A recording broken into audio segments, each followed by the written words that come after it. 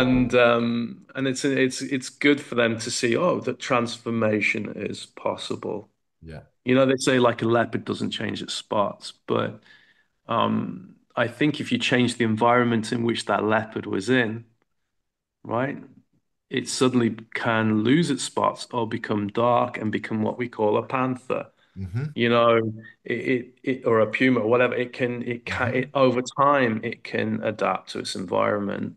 And the quickest way to change your environment is to change, as you know, the way you move, the Mm. way you talk, the way you Mm. interact, the way you consume things, the way you express things. Hmm. Um, and you know, some vessels are like yours. They're built for power, strength, movement, flexibility. Like that's the vessel you have been blessed with. My vessel it has been battered. I mean, I'm covered in scar tissue, lumps and bumps. Um, and you know, my fingers don't work kind of strange. There's all kinds of weird alien stuff going on with me, but it I made it work in a certain capacity for a certain length of time until it didn't. And then I Hmm. had to change the input. I had to change the input so that then it would and I had to kind of relearn myself. Hmm. And to relearn that standing like this and being like, come on, like fucking have you, you Yep. know, that Yep. had to go. It didn't serve, it wasn't serving me. It wasn't very grounded, it wasn't very centered. Yep. You know, burning the yang. I like to burn my yang quite a lot. Chasing women everywhere, burning up my yang energy, you know. And yeah, look, the thing is, you know, and I know you can live with a low. It's a little bit like an engine. You can drive the car with a little bit of fuel in the bottom. You'll go a certain distance, and then no fuel, you can't go, right? But you can refill that car again, and you can go again. But if you have no yang energy, the car will never go. It doesn't matter if you've 6 tanks of petrol or diesel. That engine is not going to do anything because it can't mobilize itself. So yang energy is important for life. It's what mobilizes the heart, right? And so you're gonna die without yang energy. You need the sun. That's why you go out into the sun. It's the quickest way. It is the fastest way of getting yang energy into the body, Yep. more so than food, you know. Um, that boiling flame, like here's a funny one. Somebody said to me the other day, you know, oh, do you believe in God? You know, do you believe in this? Or do you believe in worshiping the sun and the moon? And I said, well, what is more real? You know, we know the sun is there, we know it exists, we know the moon is there, we know it exists within this current construct. I mean, um, have I seen God? No. Do I know what God looks like? No. But I think for me, the word God is an omnipresent state. It's a state that exists within us, outside of us. It's that force, you know, like the Jedi, the force that binds everything. Hmm. But I know that I can worship the sun, and we do, right? We here in Ireland. Oh, I mean, here now you're late at night. I know it's late there, but now the sun is coming through you know, and it's coming through, and it's warming the land. It's adding in extra yang. It makes sense for us to.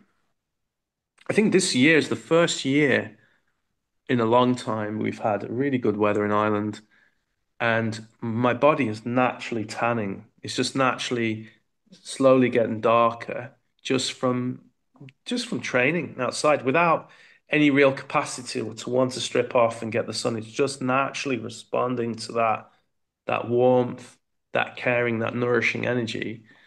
Um, and you know, we have to remember that a lot of these things that me and you are doing, that we're training in, existed long before Taoism or Buddhism. And anything that's an ism is a creation of a human Hmm. behavior. Hmm. Before that, you know, if you needed to call on your friends, you'd stand out in nature and chant. You know, the Aboriginals had the woomera stick and the whoop, whoop. They'd make sound, vibration to call their friends in, to send signals. Natives would light fires, use yang energy to communicate, send.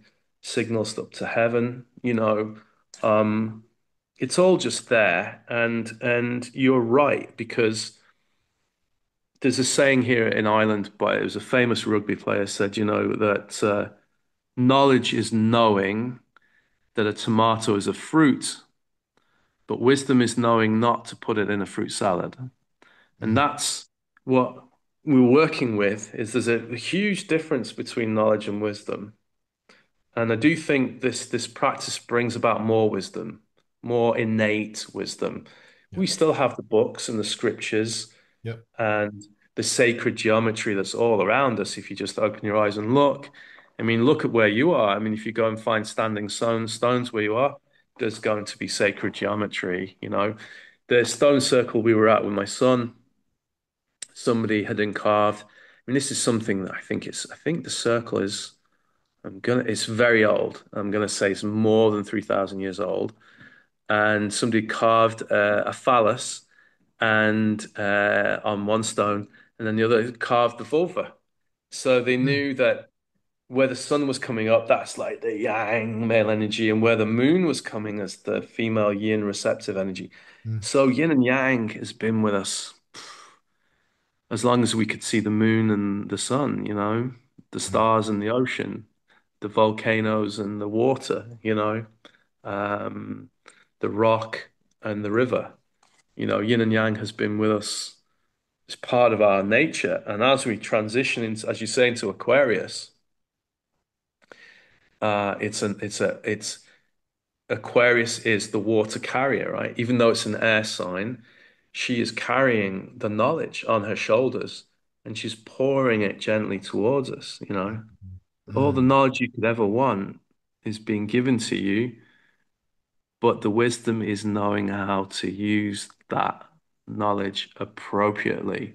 Mhm. And I think that's what your clients, my clients, guys my age, I mean, a lot of my clients are blokes, into Qigong. In Yeah. in the healing world, it's Yeah. women, but in the spiritual movement, it's men.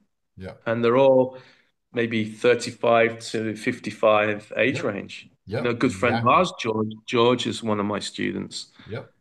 And he swings and roundabouts with it, but now he's like getting into it, and you can see he's like, oh, I feel so much stronger, so much better. I feel healthy, and he's copying you. He's going out into the sun.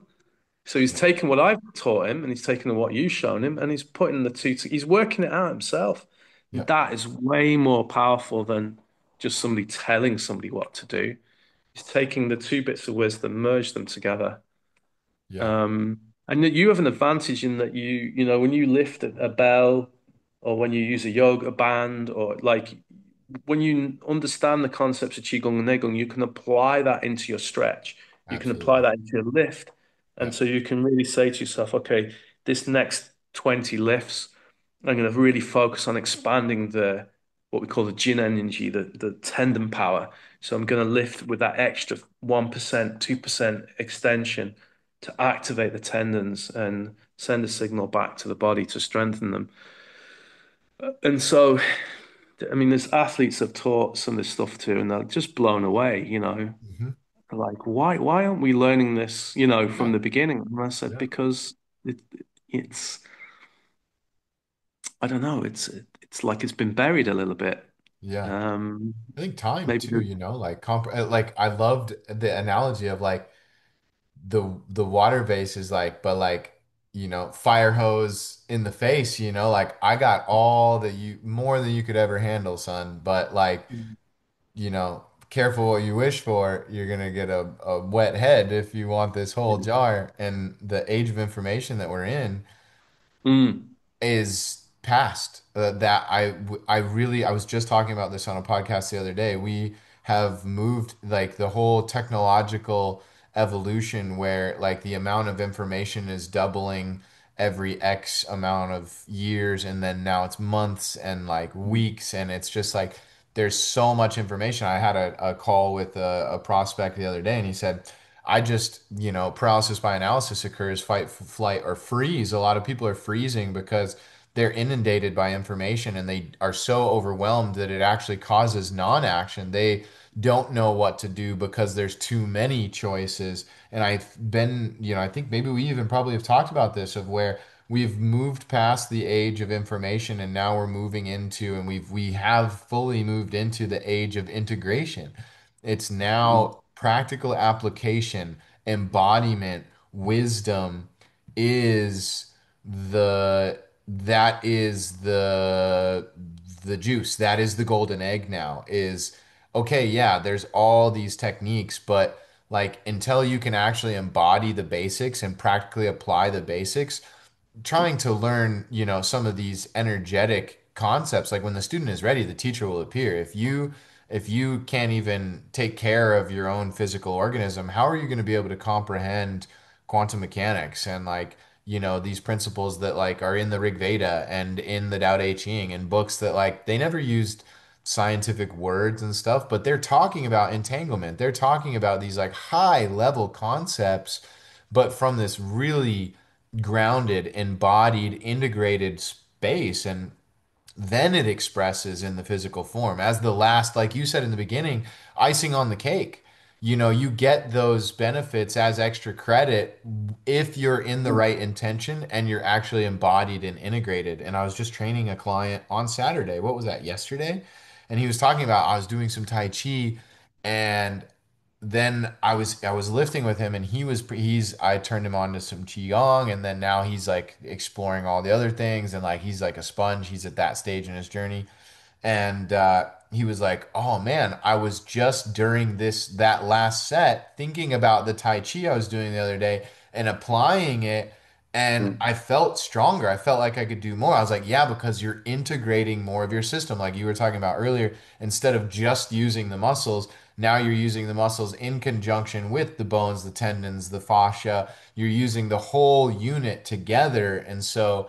The whole is always greater than the sum of its parts, and we're definitely in that phase, that era of integration. And I see the integration of these internal energetic practices merging with the traditional wisdom of the East, merging with the science and the innovation of the West. And I absolutely believe you'll see more and more. Where I'm seeing it the most in the performance space is breath work.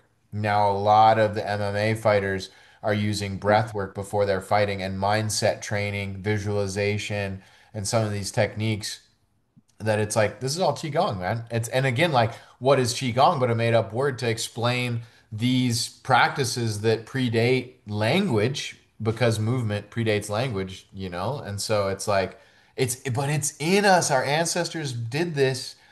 Yeah, We got here because of that stuff. yeah. Well, I mean, I think, why has all this been so much emphasized by Asian culture and, sort of the Chinese and the or East Orient? I think it's because they documented it. They formalized it, they wrote it down, they put it into scrolls. None of the other cultures really did that. And so we assume that it's particular to Asia because they have evidence that it existed. The tombs, there are caves and tombs that have been excavated in the 70s with scrolls of people doing types of exercises, for 1,000 years ago. Um, but who's to say that, a monk living here in Ireland in a round tower wasn't self-cultivating in a way that was different to the norm?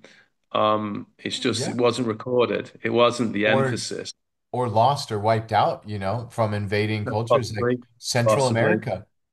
Like possibly. they're now looking at Central America using satellite imagery, and they're like, "Oh my God, there's hundreds of pyramids that are Sure. just covered over by Amazon jungle." But that's a man-made geometrical structure underneath all of that foliage. Mm. And what's under that? Sure. Probably a lot of these lost tomes and stuff, they either wiped out or just haven't been rediscovered yet. Yeah, I'm sure. Like when, we've talked about plant-based medicines, both indigenous and more artificial. Um, I think it was the last time I did anything like that was the Blue Lotus, the Nile Blue Lotus, and it was actually purely in the wrong context and the wrong setting for me. But the thing that I was shown was sacred geometry, Mm, and when I saw it, I was like, okay, it's a confirmation of something that I realize that that's all within us all. It's mhm. probably used to construct this reality. Yeah. It's a form of coding, it's a Yep. form of programming, Yep. and I could go on endless stories around this, but a teacher of mine said he was in Kerala. You've been there, I think, Yep. Kerala. And he was in those ancient carved caves, in South Kerala. And Yeah. Yep. he was walking around, and he said on the wall were images of people with light coming out of their head, of the crown chakra. Very similar to what you might see in a church, in a medieval church, where there's Yep. people with the halos. And he asked the locals, who is, oh, they've got, oh, these are the children of the light, we call them, they're inspirational people that came to Earth. He's like, what, came to Earth, as in born? No, came to Earth. But what fascinated him was all these geometric patterns have been carved in the rock, and a lot of them were religious symbols that we've adopted, Yep. right? The cross, we didn't invent that. We adopted it from somewhere else. Mhm. The Star of David was adopted, yin yang symbol adopted. So we have learned from possibly either more wise cultures or more knowledgeable cultures. Perhaps also we've experienced extreme disaster on the planet, and so we've had to lost a lot of this, and we're slowly relearning it in a Mhm. different fashion. There's a lot of speculative, but I think what this desire using technology to find things like these lost cultures, I truly believe we were probably far more advanced than we think we are, than we were, but we were advanced in alignment with where the energy was on the planet, maybe more in harmony with the geometrics and the geostructure of the planet. In this day and age, I feel like we're trying to artificially manipulate the environment instead of enhancing the environment. So, artificial intelligence, artificial lighting, artificial communication, and there were monks here in Ireland that would sit in round towers, and I say to a colleague, I'm convinced they got to the top of the tower and they were copying what people were doing in Tibet. They were meditating, and it was a form of clear and transparent communication in the mental astral realm. We're doing this, we're working with this today, we're growing these crops because we believe the weather is better on this way, and transmitting this information to other people Yep. within that. And people laugh at me and say, "Oh, well, that can't be true. How do you know?" I said, "I don't know that, but I know there are tribes of monkeys in the north part of Japan that learn how to break open a shell to eat something, and without any instruction to monkeys living on the southern part of Japan, the monkeys in the south part of Japan suddenly start, copying this without any direct intervention, and it is that quantum." I think it was Sheldrake called it morphic fields. This idea that there is this atmosphere that we live within is a conductor for thought and ideas, and we see why so many people at the moment are in distress and in stress because there's so many people in the world suffering, and that suffering is rising up, hitting the atmospheric surface and then rebounding. And for those of us that are more sensitive to that, we're not sleeping properly or our rhythms are out and we can't control that. But what we can control is getting up in the morning, Mhm. going to the sunlight, grounding ourselves, Mhm. you know. And it's something actually I wanted to address was there's a difference between earthing and grounding, Yeah. right? There's a difference between rooting and centering. And I don't know if it's just semantics, potato, potato, tomato, tomato. But really, for me, earthing is that walking and, doing what you're doing, just getting out and touching the earth. And the earth is it's ionic atmosphere. allows for a realignment of the tissue, of the cellular polarity. And then for me, grounding is you relaxing into that structure and sinking your way into the earth and allowing the earth to receive you whilst allowing the yang to elongate you. So you're actually embodying yin and yang Mhm. physically within your structure. And then centering is that idea of where is your mind at? You know, is it over here? Is it inside you? Is it somewhere in between? Is it connected to heaven and earth at the same time? Um, because we can be here doing this podcast, but you could be thinking, "Oh, I'm a bit hungry now. What am I going to eat after this?" At the same time, the mind is infinite. It can be at multiple places, you know. Um, and I think, as you said, go and read as many books as you want on Qigong. You're not necessarily going to get the information you need for you. I've written a book on Qigong and it's found in Qigong instruction. Half the people read it, loved it. The other half said it's useless. It doesn't teach me anything. Like, Yeah. that's okay. It's not design. It's just, it was me. I felt I needed to verbalize. I felt I needed to get out of my mind onto paper, just like a dump of information. And I Mhm. was actually wrote it on the back of an in-flight magazine on the way back from China. I wrote the whole thing down and then I vocalized it into it was before my proper mobile phones. We had like these, I don't know what you call them, a dictaphone. And then somebody literally typed it up, and that's how the book was written. And that worked for me, but I needed to verbalize those Yeah. ideas, those concepts of training. Now I look back in the book and I go, what were you thinking? Yeah. But it was So, where I was yeah. Yeah. at that point in time, you know. Um, yeah, but it's great. Like I've obviously seen you grow huge amounts. I mean, it's exponential growth, really. We were having conversations, 8 years ago about you doing all this stuff, and it's consistency. So what I wanted to say is the consistency is key. Exceptional human feats arise uh, because there's a natural talent in there, but hard work, and I mean hard work, appropriate hard work, not burnout. Hard work will triumph over talent. And when I mean hard work, I mean it's more really what it means is the gung. We talked Yeah. about that at the very Yep. beginning of this. So going full circle, we're going back to the gung, which is skill, effort applied over time consistently. You know this, right? You're a trainer, you're a coach, you're a mentor, you're a lifestyle advisor, you're a dietitian. There's an embodiment of all of that. All those things you can't separate them. They're all necessary. But the reason why you look as good as you do, you're as strong as you do, is because you do something every day. You know when to rest, you know when to work out, you know when to eat healthy, you know when it's okay to have a little blowout Yep. because you know you've done, you know, 10 years of hard work. I can have one day off at least and have a pizza. Hmm. And even having healthy pizza. Where I've fallen down is I was using the Qigong and Neigong in the beginning as this is an advisory, is don't use it as a tool to navigate your life, to overcome, to like do more of the same.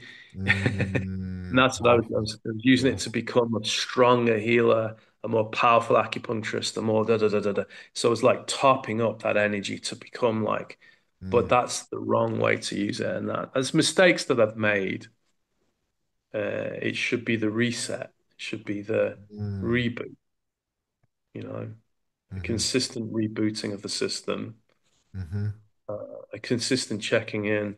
Because some hmm days you do the qigong, no, I'm not really into this, you know. Even I Yeah. go, oh, I can hear my mind going, fuck this. Yeah. 100%, bro. I can 100%. smell someone cooking bacon. Oh, fuck this training. Yeah. Yeah. Let's just go back to bed, Anthony. You've had a long day. You deserve to go back to bed and just lie in, you know? Yeah. Yeah, let's do that, you know. And you just have to go, hang on a minute. Who's talking here? Hmm. Who's having this conversation? Hmm. Is that really me? You know, um, and I think, I mean, it depends on your audience and what your audience want. I mean, you have enough knowledge to carry them in the retreats with what you have. There's always levels of advancement, but if you have a good, strong foundation in your training, Qigong, Neigong, Daoyin, it'll carry you. It'll carry you. And the beauty of this work that I do is when you reach a certain level, you never regress.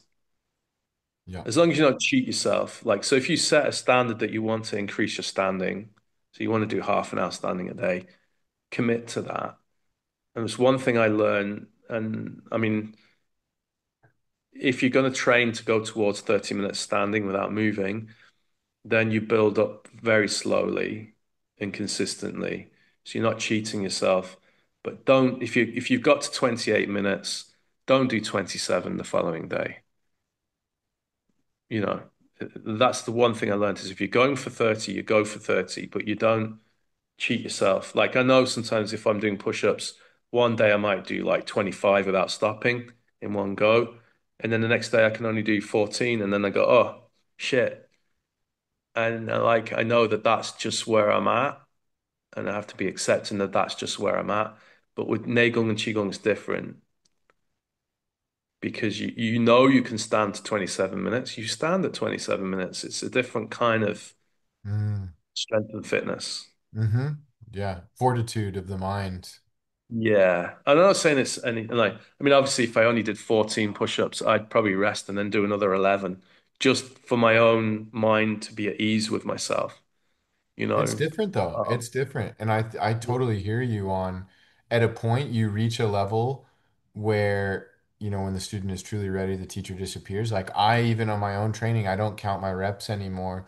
I just go to the point of where I know is the fatigue point. And yeah. I'll still Yeah. track the training and the sets. I don't necessarily track the reps per se, but like the perceived exertion is always going to be around an 8, whether it's 5 reps one day or not. And I notice like, oh, I added a fourth day of training this week and I got 6 less reps on my push-ups, but the perceived exertion was just as hard. And that I think is the key variable is like make sure Mm. that you're pushing to that point that you know is actually your point rather Yeah. than like uh, I was close. Good enough. Yeah. Like the the Yeah. the enemy of greatness is just good enough. I love that quote. Yeah.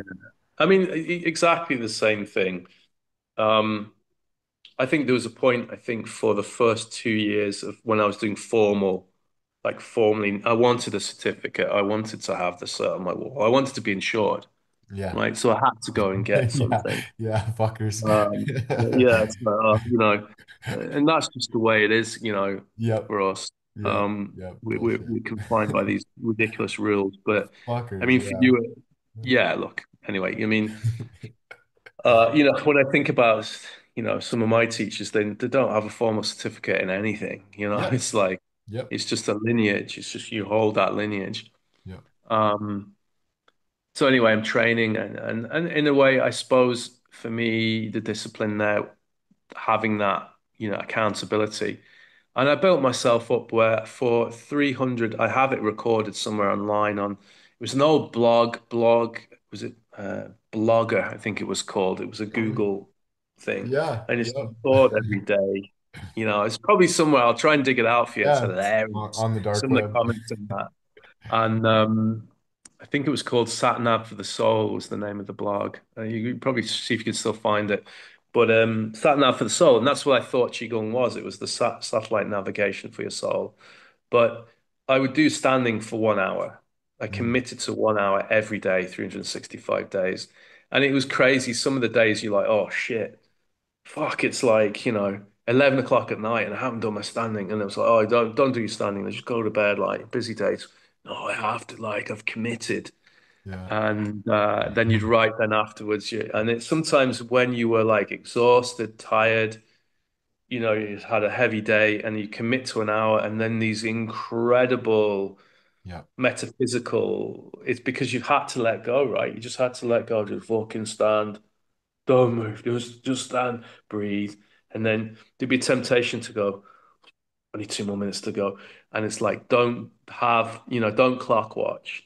And Yeah. after now, I do very little standing practice now. Not because it's not important. It's not where I'm at. Yeah, you're there. You're already there.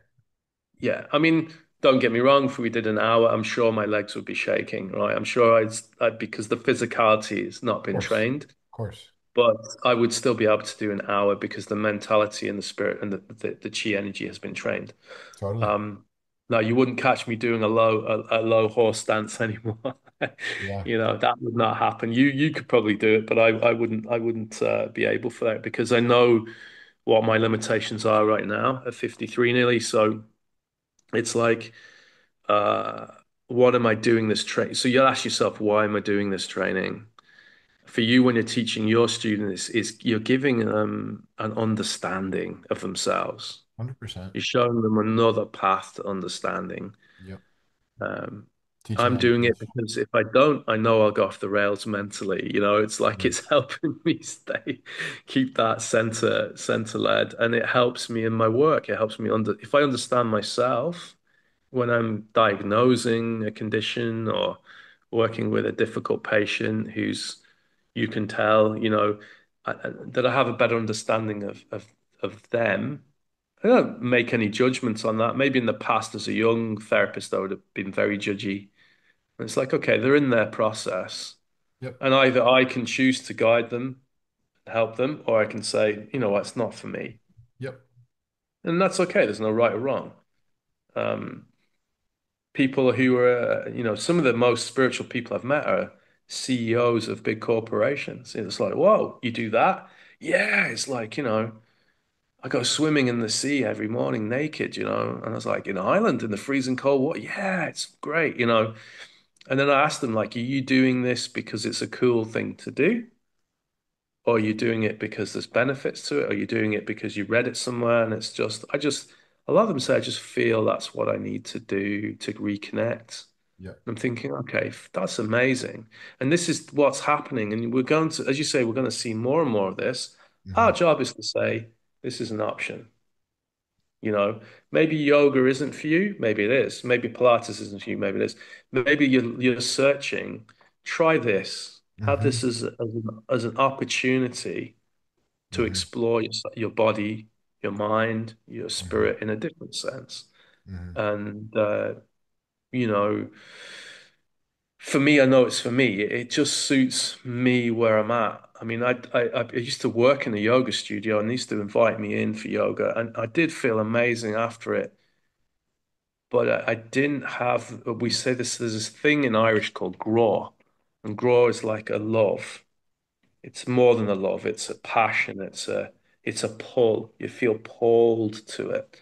And the qigong, I remember seeing this manual. When we had to get this training to get my cert, but I saw this manual for a college, and the manual sat on my bedside locker for years. And I just picked it up and read it. And my wife turned to me and she said, "You're thinking of going training again, aren't you?" I was like, "Yeah, I just feel I need to have something on the wall." And she goes, "If you do this, it's the last fucking time you do a long form training because I'm sick of you not being here." And I went and did 4 years, 4 years. And there were 28 of us in year one, and four of us graduated in year four. I mean, it was such a massive dropout rate. Now, I'm still friends with a lot of people from that college. But we all went through a process. Some people broke up, some people remarried, some people went into breath work, instead of Qigong. Some people went Yep. into ayahuasca doing ceremonies. They Yep. just went in all the different directions. And I just stuck with it because for me, it was like the stubbornness of that martial discipline of I started and I'll finish it. Hmm. And the very last lesson was with one of my teachers who had sat with me for 4 years. And my father had passed away a couple of weeks earlier, but I wanted to go and finish the training, get my diploma. My wife came with me. And the very last lesson, we were working with the liver, gallbladder energy, which Yep. has a lot to do with repressed emotion, anger, frustration. And I felt like I wanted to pick up the chair and throw it at him. This is 4 years of being super spiritual, super aligned, energy all flowing, magic, magic, magic. All I want to do is pick up this chair and like smash him over the head. And now this guy's a big dude. He's like ex-US Air Force, uh, dreadlocks, gold teeth, like real, like something out of Pulp Fiction. And he just went, ah, there he is. I said, what do you mean? He said, I've been waiting 4 years for him to show up to the party. And I went, ah, that's what this whole 4 years. It was nothing to do with the certificate. It was to get that last bit of this primal anger that I carried for many, many years. I mean, I could be at a house party with friends, enjoying having the crack and fun and, all the ridiculous debauchery that would ensue, and then collapse in the corner of a room and somebody poke me to get me to wake up to go home. And I would suddenly just fling into attack mode. I'd just jump up and start, swinging the hands and feet flying and bodies going left, right, and center for no absolute reason whatsoever other than the anger and the frustration that was held within me.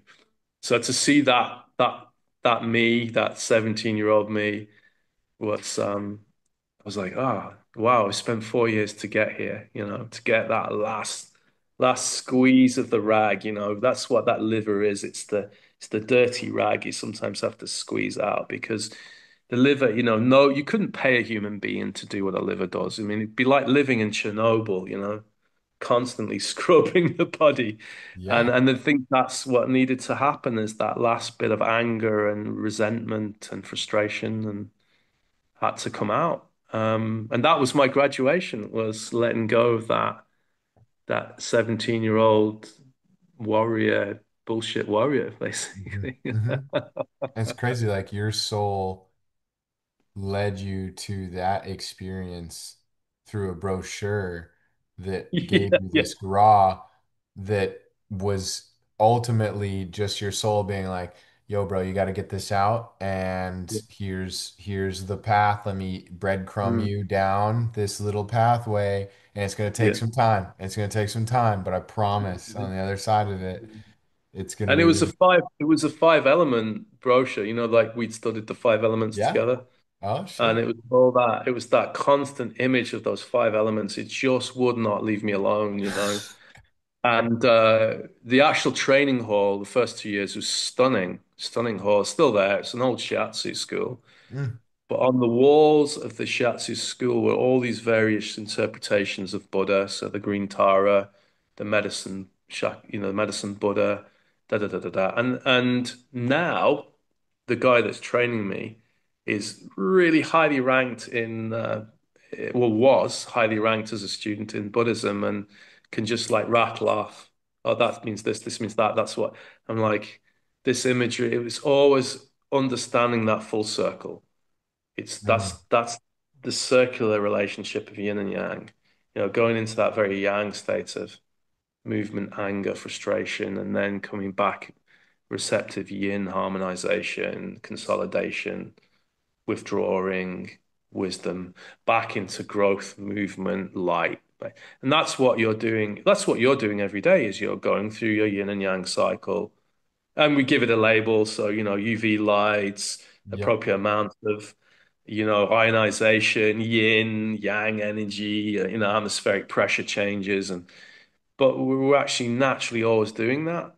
Yep. We are actually don't even realize we're always doing that. Yep. I mean, the thing that's frustrating is the more you're training it, the more you realize, and I hate to say this word, but it is my son calls it non-player characters, the people are Interesting. just going through the motions with no real understanding of what they're doing and the consequences to that doing.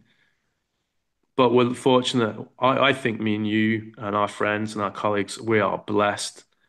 Like I thought about it last night, this wedding, they were playing music all night from the 80s. And I used to think to myself, what is it so special that everybody wants to listen to the 80s? And you know what it was? it was actually a perfect blend of not too much technology, but enough creativity, you Mm. know, and and it was quite it was a joyous time, you know. I know there was difficulties, wars and still and stuff like that, but people were enjoying their life, you know, people were dancing. We weren't relying on these phones to communicate. Hmm. You know, you picked up the phone and if your friend said, meet me at the bar at 7:15, you were there. And if you didn't show up, they'd wait. They'd wait an hour and no, he's not going to show. Fine. We just crack on, you know. Whereas now it's like people have an excuse to be late. Oh, I'm running behind in traffic. Like text. Ah, that's absolved me from my responsibility because I have texted you. You know, and that's why I left the corporate world was, you know, you could roll up to a meeting and then someone would say, did you read the email I sent you? And I go, what email? Well, I sent you an email before the meeting. Oh, did you? When did you send it? Oh, you sent it to me 2 minutes before the meeting? Oh, yeah, but I sent you the email. You're supposed to have read it before the meeting. I just go, you know what? Fuck off. Fuck right off. Stop trying to manipulate the environment to suit your ego, you Mm. know? Um, And so I knew I had to. I mean, obviously before emails, there were memos. I don't know whether you're old enough to remember that, but people would, if you've ever seen the film American Psycho, you know, people get a memo into the in tray. You know, this is the theme of the day. This is what needs to be done. Oh, I just used to go, Suck it. yeah, you know, no, I don't need that shit. I didn't need that. Yeah. Did you not get the memo? What memo? You know, the memo in your in tray. I don't know what you're talking about.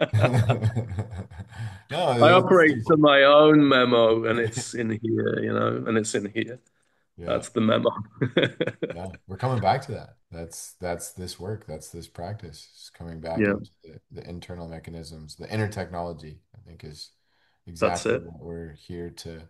And that, that morphic resonance field too, just as a touch point on that, I think to bring us home. I'd love to hear a little bit more about China Universe just for my audience as well. But Yeah. in the sense of how there's so much information bouncing around and the system of oppression, influence, control of the mind and attention knows very well how this system works and has spent a Mm, lot of money with really smart scientists studying it for a really long time, decades, in fact, mm, if not mm, centuries, to be able to maintain their system of mm, influence and control. But the mm, beauty of quantum physics is like that fear bouncing around, like COVID, such a great example of like just this exacerbated amount of fear. And look over here, look at this war, look at this fire, look at this, look mm, at that. And I love it's like Buddha's quote, one awakened human is like worth 100,000 NPCs, basically, something of that nature of that mm, quote.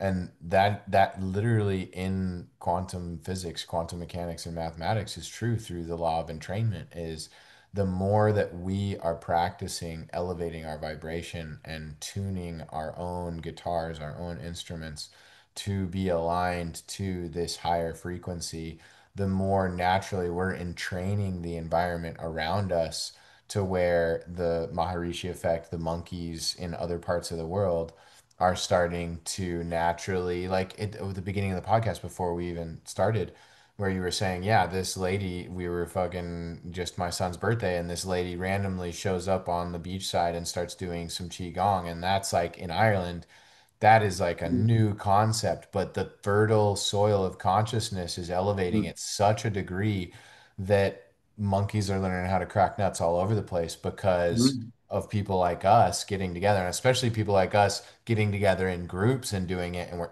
Mm. amplifying that coherent field Yep. and in Yep. training the spaces around us where the research shows people that are in a community that meditate, crime rate goes down, da da da. Like the field harmonizes around the highest vibration in that Yeah. space, and the more we're connecting, and that's the beauty I think of like the double-edged sword of polarity is they're like, look over here how bad it is. Meanwhile, we're on this podcast talking about qigong, and I mean, Mm, dude, that's That's mind blowing. If you were to go back 10, 20 years ago, even in certain parts of the world now today, like that's No, incredible. You know, whoever watches this that gets the opportunity to learn about Qigong and the innate wisdom of our ancestry located within our DNA that can be expressed through just movement and presence and breath. And, you know, like that, and then the rapid evolution of consciousness that will occur from people like us getting together and having podcasts like this. And then yeah, the effect of that on the morphic resonance field and how consciousness then is just going to continue to attune to those higher vibrations. To me, sure. I'm like, we already passed. What's the term? There's a term, I'm blanking on it right now. I love the term though, where it's basically like you already have created when a rocket is going to leave Earth's atmosphere and break the gravitational field, there's escape velocity where Mm, it actually already before it even hits and breaks through the gravitational field at like a certain point, like right here, it actually already has generated enough momentum and energy. The mm, momentum and the inertia actually is already going to take it the rest of the way, and then it breaks through, and then it's set.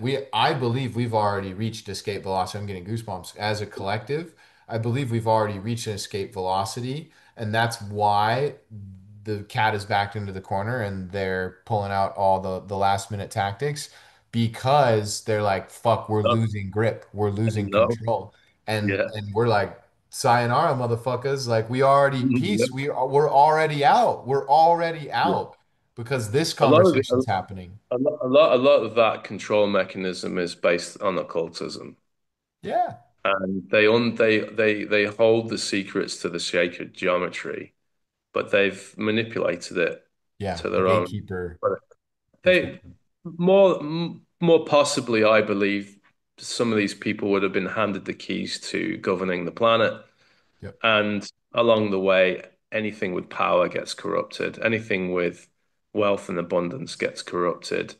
Anything that has some, I mean, you see it in the yogic circles where, the Oh guru yeah. is pulled up for sexual crimes, and it's like, why are you doing this, dude? You've just been given this amazing sacred gift and then you've gone and corrupted it. And I think that's possibly a few people got together and said, hey, guess what we can use this for? And then we'll be always top dogs. And I think that Yep. has had a knock-on effect. Yep. I do think those breakthrough people, like there's people within the Qigong world that broke through that, literally by going off into the jungle for 2 or 3 years and training with just Yep. no contact with humans, just to make that breakthrough Yep. so that they can demonstrate what is possible as a human being. Are we prepared to do that? I don't think many of us are prepared to go to that extreme, but we can still have breakthroughs, from 30 years of training. Um, I think, at the moment, because we're learning different methods of teaching, like our approaches to get there, we're learning how to get there faster. And that's what's happening. They're realizing, oh, people are finding a way to be aligned, to be more spiritually aware quicker than relying on religion, Yep.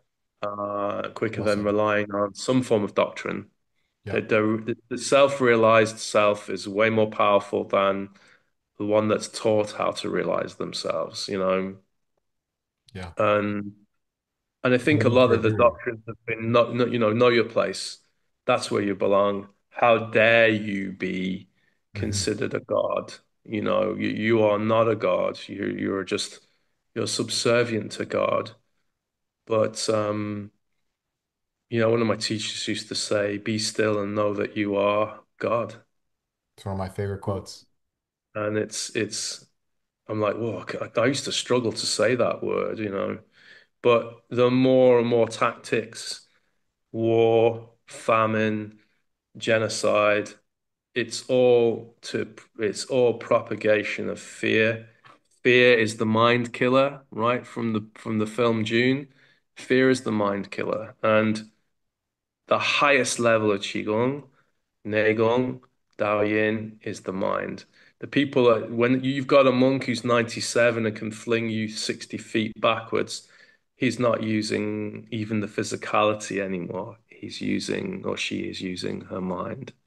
to Yeah. do that. And the mind is such a powerful tool because it's infinite. It can be in multiple places, multiple destinations, Hmm. multiple universes and galaxies all at the same time. And it's inextricably linked to your soul. And I think this is one of the biggest lessons I had is the mind and the soul are linked, where the mind goes, energy flows. So if your mind is very much in building a community, creating health, creating abundance, obviously there's always going to be, there has to be a negative offset to Polarity. that. You have to be Yeah. accepting of that, Yeah. that even within a beautiful community, people are going to fall out and have a Yeah. row, and it's Polarity just exists. it's acceptable. That's an acceptable, how would you say it? It's an acceptable level of collateral damage as to sometimes we Necessary. don't get on. I would, Sometimes it's necessary, yeah. yeah. But Yeah. as long as you're not chopping the heads off each other, it's all good, right? Yeah. So, in relation to what you're saying, amorphic fields and energy generation, that system that I've put out there, China Universe, it's my interpretation after working with it for 16 years, but I've expanded it to include center-led movement because I'm a big fan of that. So I've taken the form and I've slightly modified it. So even I've taken what I've learned, worked with it. I worked with it long enough. After about 10 years with it, I thought, grow a set of kahunas now and put a bit of extra spice into there and then maybe an extra cherry on top and see Hmm. what that brings to the fit to it. And I with Master Wang not being around anymore, I figured, well, there's kind of permission to go for it. And I wasn't quite sure whether to go for it or not. But the reason why I want it out there is it will be lost if it's not passed. It is self-healing tool. It's built for that. I'm not saying it's the best one. It's not for everyone. People who do it love it. Some people who've done it so, it's very similar to what I do already. Great. There probably is a lot of similarities. Hmm. I'm not trying to say it's a very niche. A lot of people in this field, they know Bhadwa Jin, eight brocades. They know, bone washing, bone marrow washing, qigong. These are all like famous ones that have made it through the net. This one is very niche. It's a modern interpretation of something that was created in the Tang dynasty. And but this teacher had in the West Lake in Hangzhou had 1,500 students a day coming to meet him by the lake. Can What? you imagine the morphic resonance of energy that was generated? And they say to this day, when there's a particular part of the West Lake in the park that you can walk through it and you can feel that I energy is bet. still there. Oh, I Yeah. bet. Especially if you're tuned. I bet. Absolutely. Especially to that system. I bet you walk through there and it's like, wah, wah, wah. And he said his teacher in the 1970s, like long before, we had all this modern testing, he said to his teacher, what do I do? I can't do 2.5 hours a day. Like nobody's going to do, 200 and whatever movements. He's like, you'll figure it out, but you need to create an energy field. He's like, Mm, what? No, you need to go back home to Hangzhou and create an energy field. It's like, how am I going to do that? Like, mm, I'm only one person. And then he figured it out. You mm. don't have to do it by yourself. Fuck.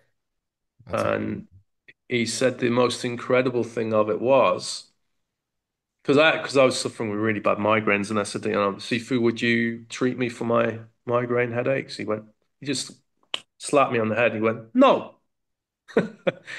go home, train. You train 18 months. If you're still sick, then you let me know. Then you can come and I'll treat you. And it was like 17 months, X amount of days in, and I felt the migraines going. And I was like, okay, this is what this is all about. You do not, the secret is hidden on the inside. Mm, And the field of energy that was created with these 1,500 people meant that if you stepped into the field, and even if you only knew the basics of the yang and the yin crane flying and blah, blah, blah, that suddenly your blood pressure would improve, or mhm, mhm. just countless anecdotal. no double-blind studies, just pure observational data, qualitative data rather than quantitative. And people going, oh, I had this and I had that. And, we could argue placebo effect, but I mean, who cares? Yeah. They were taking the Yeah. time to step into the field, do the work. And unfortunately for him, his work got persecuted. It got lumped into another group of people Mm. who were practicing Falun Dafa, Falun Gong. And Oh yeah. because he was non-registered, he wasn't considered a medical doctor. Mm. It was just a reason for the government to shut Mm. everyone who was, you know, considered non-approved, shut them down. But his students, I'm sure, I know there's people in Malaysia that still practice it. I know from people from the UK still practice it, but I don't see anyone out there doing China Universe teaching courses anymore. So, and how I came across it was by accident, but nothing's by accident. But it was in China, bringing students needing a treatment, headaches, migraines, and then chatting to a foreign student who'd lived there for many years. And he asked me like, "What are your hobbies? What are you into?" Maybe he was trying to bring me and show me like, if you're into dancing, I'll show you how the Chinese do it. And I said, "I'm actually into Qigong." And the next sentence was, "Would you like to meet a master?" And I went, "Oh, hell yeah."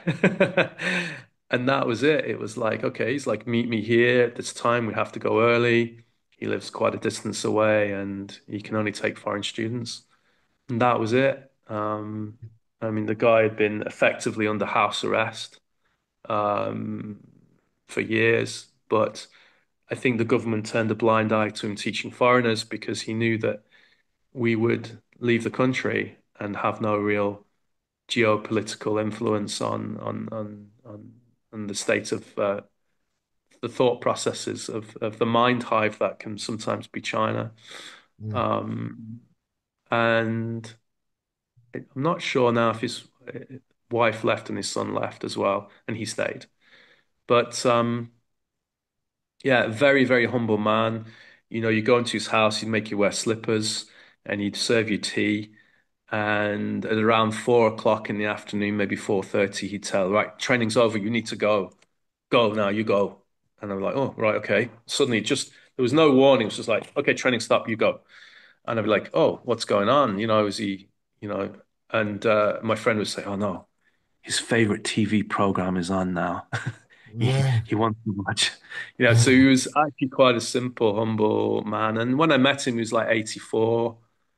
And I would say it wouldn't surprise me if he got to 100, before he got very close to 100. And I said to him, seafood, why did you do it? And he said, well, I only started training properly when I was 40. He said, first few years I was just messing around and doing martial arts and doing a little bit. And he said, but when I got to 40, I realized I didn't like hospital. I didn't like being in hospital or being sick. And he looked great. I mean, he was a little short dude, squat, like muscular, and he was like he was like reminded me of a jolly little elf, just like this cheeky little elf, and good fun, and he talked about things that a lot of teachers that I met wasn't prepared to talk about, like spiritual energy, third eye energy. He asked me, "Can you see things?" I said, "Well, yeah, kind of, but I think that's something I have." And he goes, "Oh."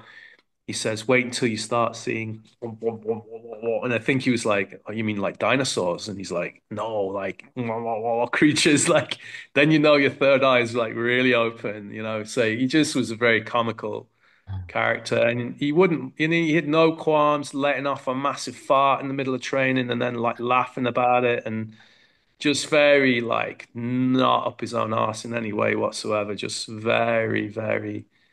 And he trained in a pair of slacks and a blue. He looked like a blue shirt. He looked like he should be working as a prison officer. But he has no silks, no. The only thing that I really got that he was high level with, that you kind of knew he was who he said he was he'd been subject to a lot of experiments, and his apartment was absolutely covered in calligraphy, and some of those calligraphies were just he'd ask me to run my hands over them without touching them, and just the strangest sensations would happen to me. One of them would push me back, and I'd be pushed back, and he'd just sit there and I'd be like laughing, roaring, this like foreigner being, pushed back across the room by strange calligraphy. Um, and so those were the magical experiences. But I share those in the course later on. In the beginning, I'm just showing the form, the basic form, and then the center-led movement, which I've created. And then I hope to film this summer. I'm planning to film the calligraphy. So I'd love you to be involved in that, the calligraphy. There's a whole sacred water ceremony, which is very Taoist. Ooh, And you infuse water with the calligraphy, and there's a ooh, whole ceremony. I think Alan Kane is probably the only person in Ireland that has the full system. I taught yeah, him the whole thing, but it's just a very beautiful way of sharing sacred water with people. So for yeah, me, it's like, wow, these guys were doing homeopathy, long yeah, before homeopathy was ever created. And very similar to Matsuro Emoto's work, he blessed the water yeah, yeah. and then the molecular structure. And actually, the teacher used to say to me, we're less water than we used to be, you know, because of, vibration, energy, polarities, LED. I mean, we didn't have LEDs when I was training with them, but you could see all that was coming. And then the food, I mean, the food was already corrupted in China at that point. And yeah, you could see that people are becoming we're becoming more brittle, less fluid, like. But now we're in the age of Aquarius, bring on the water. Why Mhm. do you think so many people started sea swimming all of a sudden? Mm, The sea holds that much wisdom. It is the truly, supercomputer truly, of the planet. That's why you live in Maui. You're surrounded by wisdom, right? You're 100%. surrounded, literally, the ocean Sun and is, ocean, bro.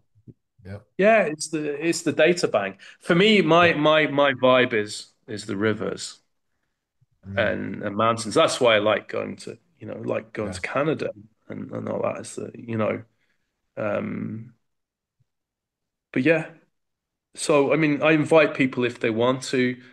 It's not a hard system to learn. They can go to my website, Chi Life Academy, spelled QI, Life, Life, Academy, all lowercase.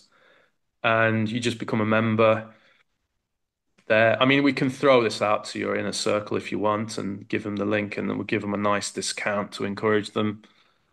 Um, you'll either get something. I know one of your guys is on the inside. Is it Nate? Yeah, Nate. Yeah. Yeah. I don't. I mean, he hasn't. I mean, I've reached out to him, but I don't know how he's getting on. But I will reach out to him and see how he is. But Yeah. it's a system that if you're coming looking for like all singing or bells or dancing, I'm not going to give you that Hmm. because that comes that needs to come with time, you Hmm. know. And it's not that I'm holding back. I think it's just like, can you just do this? Can you Yeah. move, turn, do the form? Can you do the form without much guidance? A little bit. Can you just do it? Can you Hmm. just do the consistency?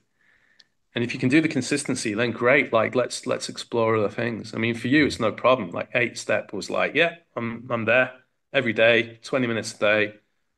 Like it's just plug and play and go. Hmm. And that, I mean, the flying crane, you have that to a T. Like Hmm. walking crane, it's like that is just you. Hmm. Hmm.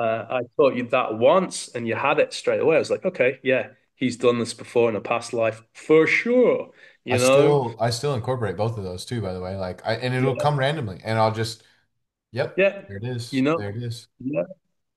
I'm actually thinking now this year I'd like to film the fire crane form, so it's the complete form of that type of crane Sick. movement.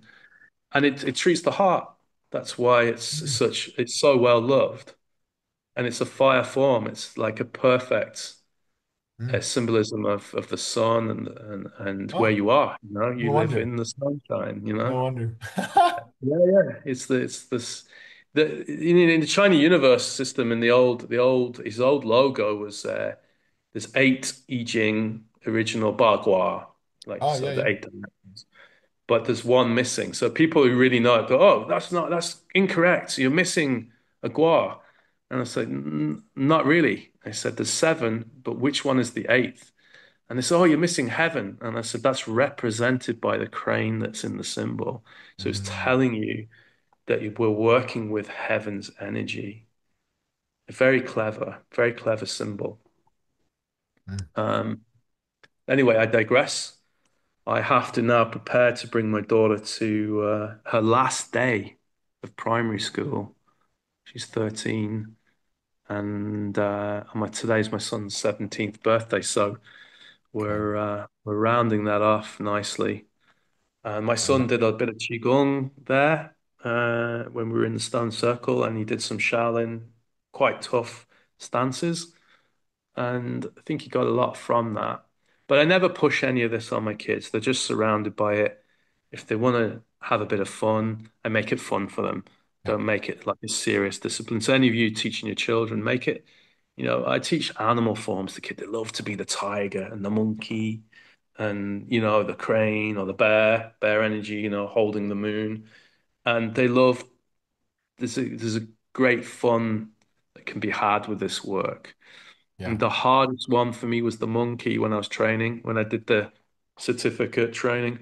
The monkey was just, yeah, it was a bitch to do.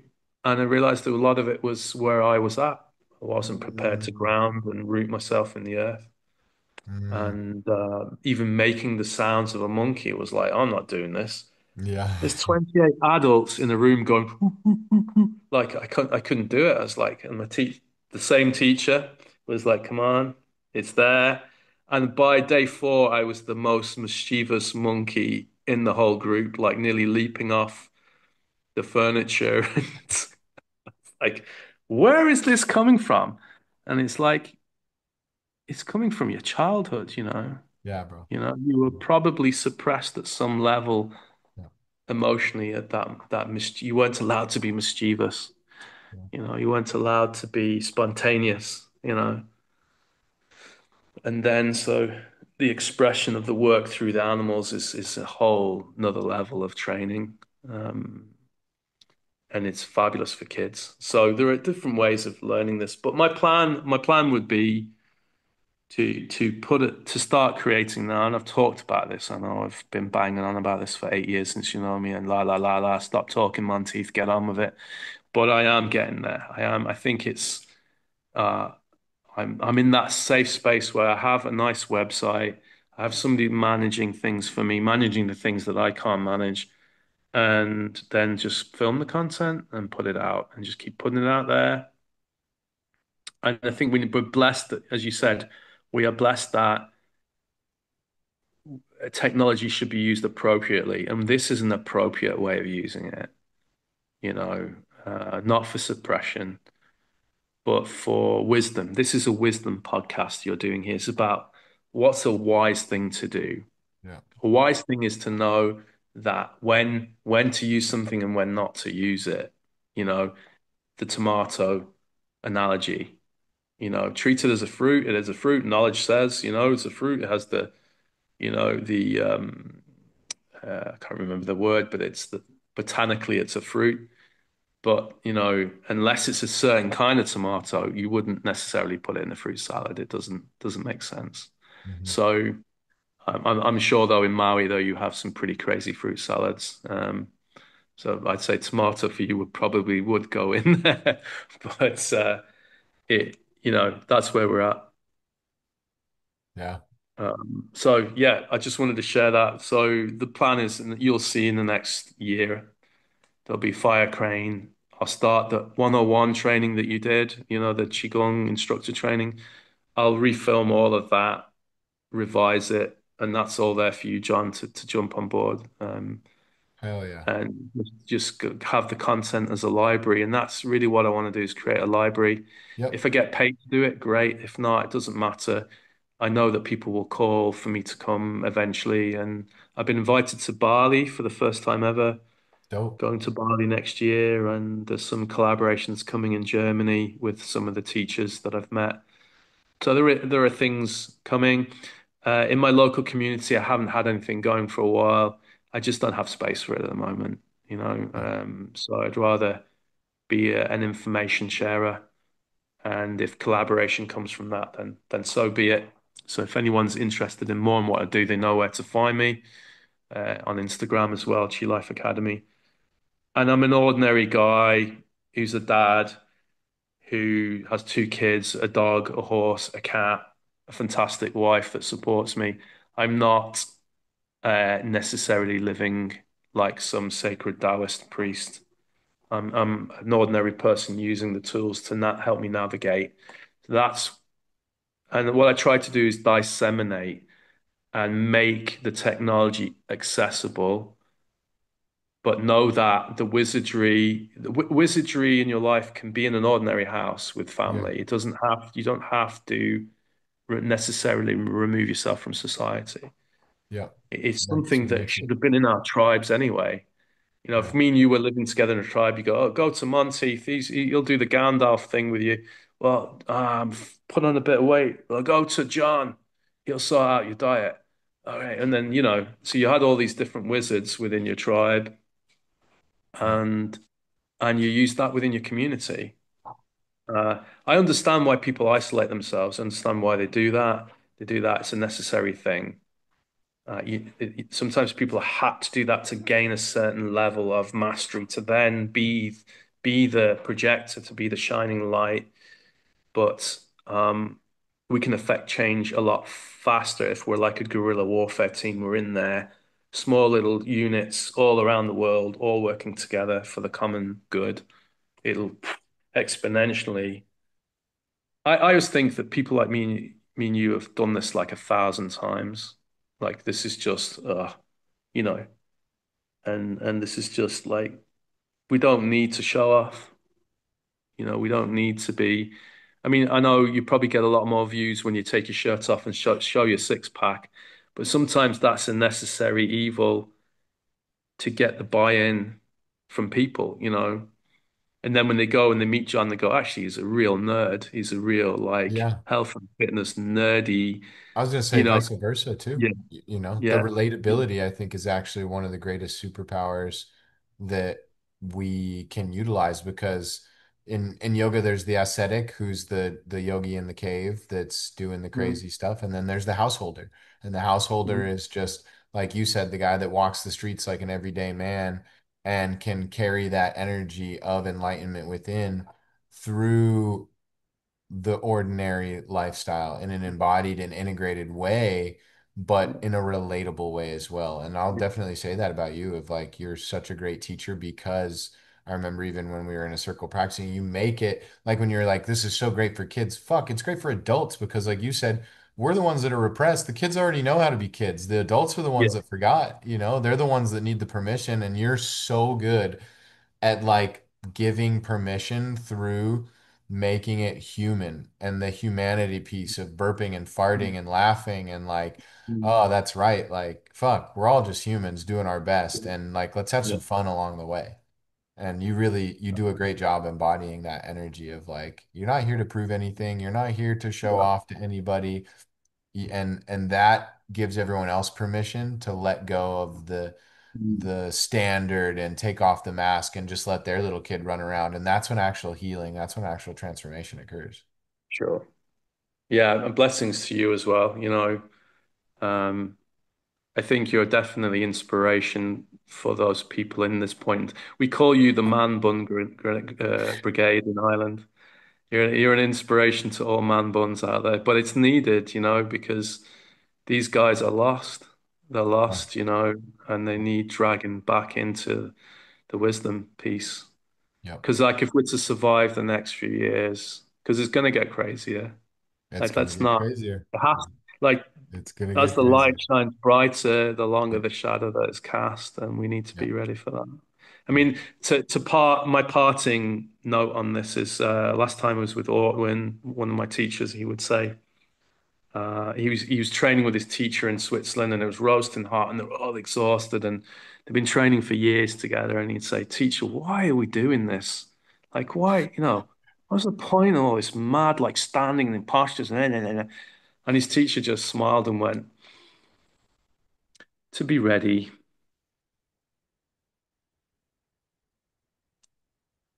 And he was like, oh. And then so ensued that to be ready. And Mm. so that's all we're doing. We're Ready just to be ready. getting ready. Ready to be ready. That's so Yeah. great. Yeah, better to be a warrior in a garden than a gardener in a war. 'Cause people ask me that all the time. Why do you train? Like for Yeah. life, Be man. ready. For the Yeah, be vibration. ready. Yeah. I train because it feels good. I train because I want to have my vibration at a point. Actually, I have to find this quote now. Um, it's actually I have it right here. I wrote this. Gosh, let's see if I can find the date. I wrote this a while ago, and I just randomly came across this the other day. Let's see if I can find it quickly. It was about training, the intention of training. I hope I can find it quickly. If I can't, then we'll let it go. But it was so good. It was something like why we train, and it was God. It's right here somewhere. It's like literally to be ready. It's like something I read it the other day, and I'm like, oh fuck. And now you saying that, I'm like, man, that is too good. That's like exactly what it is. It's in one of my notes here. I don't know if I'll be able to find it, but yeah, it just we train to be ready. That's so good. I completely agree with that. Yeah. Spiritual And it's not like, fitness, yeah. Training is forging, refining, and tempering the warrior spirit so the vibrations remain high and you are ready and fit to serve and lead when you are called to action. yeah, it's not a state of readiness. It's not that, hyper responsive. It's just you are ready. Yeah, Like yep, you embody readiness. yeah, yeah. But on that note, I have to Totally. go. I have to Yeah, it's go my and be a pleasure. dad now. For anybody listening, Anthony Monteith, QiLifeAcademy.com, China Universe, amazing Qigong teacher, guys. I couldn't recommend him more highly. I've been studying under him for the last 7, 8 years now, and it's a practice that's absolutely changed my life. He's an incredible teacher, an incredible man, a dear friend of mine, and I appreciate the time, brother. And we're gonna get back on soon, do another one of these. Yeah, We got more we need to do topics some belly to laughs. cover. We just scratched the surface of some great topics today, so we'll come back for I, another uh, one I soon. really thank you to you and the opportunity. I really appreciate it. Yeah, man. Yeah. And you have to you have to start growing wings and crane wings and start heading towards Maui, you know.